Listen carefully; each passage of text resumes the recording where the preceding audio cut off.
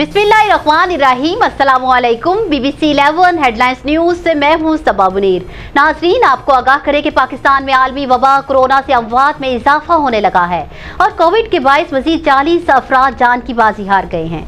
पाकिस्तान में कोरोना के आदाद शुमार बताने वाली वेबसाइट covid.government.pk के मुताबिक गुज़िश्ता 24 घंटों के दौरान मुल्क भर में कोरोना के 46,145 टेस्ट किए गए, जिनमें से 1037 अफराद में वायरस की तस्दीक हुई, जबकि वायरस से 40 अफराद इंतकाल कर गए।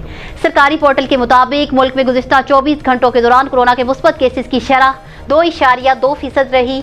सरकारी पोर्टल के मुताबिक मुल्क में कोरोना से हलाकतों की तादाद 22,321 हो गई और मजमूई केसेस 9,58,408 तक जा पहुंचे हैं।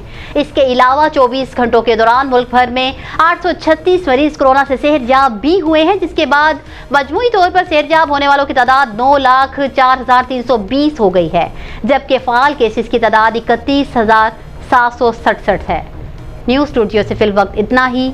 मज़ीद तफसीलात और अपडेट्स के लिए देखते रहिए BBC 11 हेडलाइंस न्यूज़।